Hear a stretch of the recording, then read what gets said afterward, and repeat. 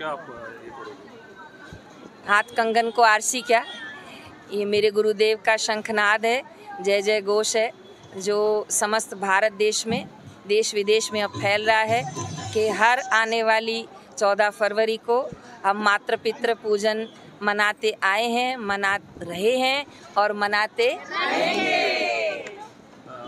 ये इसकी शुरुआत परम पूज्य बापू जी ने की थी और आपने कहा कि ये कैलेंडर पूरे भारत में जी तो उसके बारे में। जी, ये मैं शुभ भावना करती हूँ कि जैसे आज छत्तीसगढ़ सरकार ने और जैसे आज मध्य प्रदेश सरकार ने अपने स्कूलों में और समस्त अपने राज्य में आज घोषित कर दिया कि 14 फरवरी अब मातृ पितृ पूजन सभी स्कूलों में मनाया जाएगा।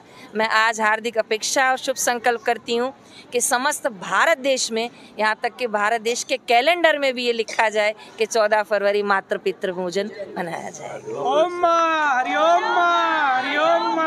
राष्ट्रीय क्षण बापू जी बीमार हैं तो उसके जी। बारे में और स्वामी जी का स्वास्थ्य निस्संदेह बहुत ही विकराल परिस्थिति से गुजर रहा है। हमने सरकार से भी अर्जी रखी है, कोर्ट के द्वारा भी अर्जी रखी है कि बापूजी जो चाहते हैं कि मैं आयुर्वेदिक माध्यम से उपचार करूं, तो बापूजी को वो अवश्य मिलना चाहिए। और दूसरा, मेरी हमारे समस्त लाखों करोड़ साधकों की तरफ से एक मांग है कि आज आप पत्रकार भी साक्षी हैं कि कठिन से कठिन पाप करने वाले को भी राहत मिलती है, बेल मिलती है, पेरोल मिलता है। ये तो संत हैं, इन्होंने पिछले 50 वर्षों से देश की जनता की सेवा की है। बाल संस्कार, मातृ पितृ पूजन, तुलसी पूजन, महिला दिवस। आज मेरे जैसी उल्लासनगर की बच्ची जो टीचर और एयर होस्टेस बनना चाहती थी, आज उसे अपना जीवन का लक्ष्य बता के ऐसे रास्ते पे चलाया, मेरे जैसे लाखों को चलाया। तो उससे सरकार को भूलना नहीं चाहिए।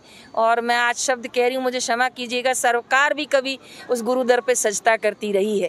तो सरकार उन क्षणों को न भूले और सरकार संतों के साथ इतनी कठिनाई न करे जो हमारी आंखें अश्रु से गीली हो जाती हैं। जय जयकार के साथ बापू जी को आश्रम लाया जाए, ये हम सब साधकों की अपेक्षा है। धन्यवाद। नमस्कार. आजचा जो कार्यक्रम बेसिकली होता हा समाज क्षेत्रातील युवा वर्गाला संदेश देण्याकरता हा होता. आता पाश्चात्य कल्चर आणि चलचित्र हे पाहून जो युवा पिढी आहे तो भरकटला जातोय आणि भरकटला जाऊ नये, कुठेतरी एकत्र आपलं भारतीय संस्कृतीची ओळख राहावी त्यांना, म्हणून करता पूज्य आसारामजी बापू यांनी सुरू केलं की दरवर्षी डिसेंबर महिन्यामध्ये तुलसी पूजन कार्यक्रम घेण्यात यावा परिवार रक्षण अंतर्गत. त्यानंतर 14 फेब्रुवारी हा मातृपितृ पूजन दिवस म्हणून साजरा केला पाहिजे.